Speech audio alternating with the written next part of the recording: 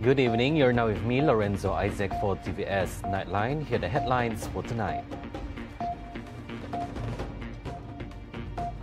The future development of Kuching and new areas in Sarawak are set to be modelled after the sustainable city of MASDAR, Abu Dhabi.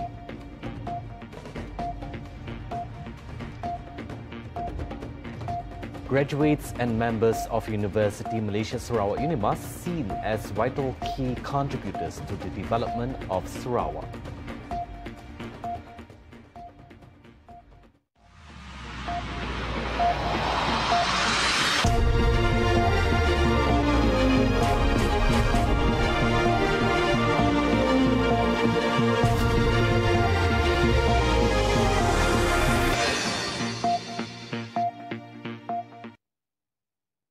The sustainable city of MASDAR in Abu Dhabi will be used as a model for future development in Kuching and new areas in Sarawak.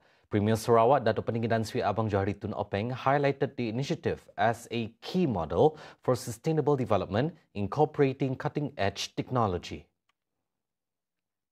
Kami melihat bahawa rakan-rakan saya bersama-sama melihat bahawa ada kemungkinan kita belajar mengenai dengan pembangunan kelestarian bandar ini yang boleh kita menjadi model kepada pembangunan yang hendak kita laksanakan di Bandaraya Kuching, khasnya di kawasan baru, di mana saya rasa kita boleh mencontohi apa yang telah dilaksanakan di Bandar MASDAR ini. Ini akan kita bincang. He said this after visiting MASDA'S city in Abu Dhabi earlier today as part of an official working visit to the United Arab Emirates. During the visit, he observed several advanced technologies powered by solar energy, low carbon initiatives, and balanced environmental preservation. Mereka menggunakan solar sebagai tenaga dan juga bangunan-bangunannya ialah berkisar kepada cara membangun yang lebih mampan dan lestari. Saya melihat bahawa pembangunan ini sangatlah mempunyai tahap yang begitu tinggi dari aspek menjagakan alam sekitar dan juga bandar yang mana ia menjadi low carbon footprint dan dibangunkan juga institusi pengajian tinggi, institusi komersial dan juga pentadbiran yang canggih. He expressed confidence that the model established in MASDA'S city could transform Sarawak's development landscape towards sustainability. Abang Johari also highlighted the potential for collaboration between Sarawak and Abu Dhabi in exploring new economic ventures. He said the matter would be presented to the Sarawak Cabinet for further discussion on the direction of bilateral cooperation. Leading clean energy company from the United Arab Emirates, the Abu Dhabi Future Energy Company aka MASDAR, has signed a joint research agreement with Sarawak Energy Berhad and clean energy solutions provider Gentari in Abu Dhabi today. The agreement was signed by SCB Group CEO Dato' Syarabini Sohaili, MASDAR CEO Muhammad Jamil Al-Ramahi, and Gentari CEO Sushil Purohit, witnessed by Sarawak Premier Dato' Peninggi Tan Sri Abang Johari Tun Openg. This strategic collaboration aims to explore the potential construction of one of the world's largest floating solar photovoltaic PV projects with an expected capacity of up to 1 gigawatt. The project is set for the Murum Dam in Sarawak and is expected to greatly boost the region's renewable energy sector. The initiative demonstrates the shared commitment of the three entities to advancing sustainable energy solutions and capitalizes on Sarawak's natural resources to promote the global adoption of renewable energy. The signing ceremony was held during an official working visit by a Sarawak delegation to Abu Dhabi led by Abang Johari. Key attendees included Sarawak Deputy Premier Dato' Amar Awang Tengah Ali Hassan, Minister of Utility and Telecommunication Dato' Sri Julaihi Nurawi, State Secretary Dato' Amar Muhammad Abu Bakar Marzuki, and Deputy Minister of Energy and Environmental Sustainability Dato' Dr. Hazlan Abang Hibni. Graduates and members of University Malaysia Sarawak UNIMAS are seen as vital contributors to Sarawak's development. Deputy Premier of Sarawak and pro-UNIMAS Chancellor Dr. Amar Douglas Ukambas encouraged UNIMAS graduates to actively contribute to Sarawak's development by applying the knowledge they have gained. Manfaatkanlah ilmu dan kamera yang telah anda pelajari di UNIMAS untuk membina masa depan yang lebih cerah bagi wilayah Sarawak, keluarga anda dan generasi yang akan datang. UGA also affirmed the Sarawak government's commitment in partnership with UNIMAS to implement the post-COVID-19 development strategy PCDS 2030 to raise living standards. He added that UNIMAS plays a key role in pushing Sarawak toward becoming a developed region by 2030 through education, technological innovation and community empowerment. Dengan otonomi penuh dalam bidang pendidikan, kita dapat merangka program yang lebih relevan dalam keperluan setempat, melahirkan model insan kelas pertama serta memperkukuhkan pencapaian pelajar-pelajar kita di semua peringkat.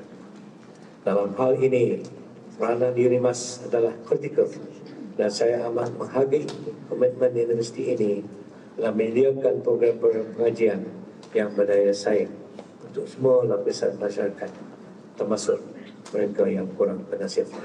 He spoke during the 28th UNIMAS convocation ceremony held at Dewan Tunku Abdul Rahman Putra earlier today. The ceremony involves 3,938 students from various fields, including 1,073 graduates honored on the second day. A total of 485 graduates from the Faculty of Cognitive Science and Human Development and 67 from the Faculty of Built Environment received their degrees.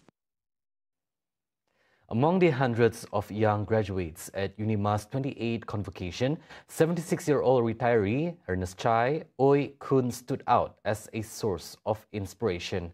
With Ernest's dedication, he earned a master's degree in information technology management, getting his second master's after obtaining his first from the University of Edinburgh, Scotland. Shifting from a career in forestry to technology, Ernest stressed that learning knows no age limit or disciplinary boundaries. Very challenging. Age is not a limit, I think. It's a lifelong learning. Everybody, you people can do it, probably better than me. My basic is forestry, nothing to do with computer. Okay, so this is a challenge to me. Very interesting. A lot of the lecturers are very good, and staff of my coursemate, they are my tech gurus also. He encouraged both the young and the elderly to embrace limitless learning, as it can be applied to everyday life and future careers. This is a lifelong learning. Don't worry, do it. Looking to his future, Ernest joked that he might not pursue a doctorate, but instead might focus on gardening as his next chapter.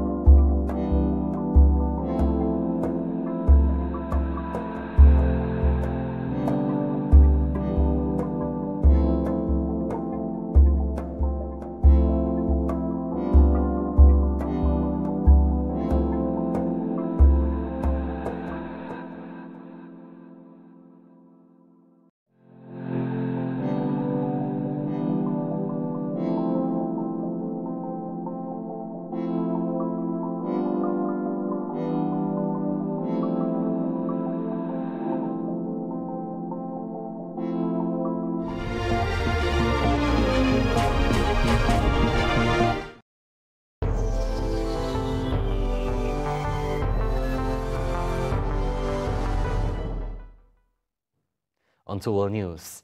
North Korea fired a salvo of short-range ballistic missiles early this morning, Pyongyang's second launch in days and just hours before Americans vote for a new president. The missiles flew approximately 400 kilometers into waters east of the Korean peninsula, and Seoul's military said it had tracked the launch in real time while sharing information with Tokyo and Washington. On Sunday, South Korea, Japan, and the United States conducted a joint air drill that infuriated Pyongyang, which views such drills as rehearsals for invasion. Kim Yoo-jong, sister of the country's leader and a key spokesperson, called the U.S.-South Korea-Japan exercises an action-based explanation of the most hostile and dangerous aggressive nature of the enemy toward the Republic. Pyongyang's latest launch was a direct response to the trilateral aerial exercises over the weekend. According to the Korea Association of Defense Industry study, the North is indicating that it not only has long-range missiles capable of reaching the U.S., but also short-range ones to target all bases in South Korea and Japan. See the world closer with TVS as we bring you the latest news updates both locally and internationally. For more headlines anytime, anywhere, just head on to our official website at tvsarawak.my or follow us on our social media platforms at TV Sarawak. Those were the updates on TVS Nightline. I'm Lorenzo Isaac. Thank you for watching and have a good night.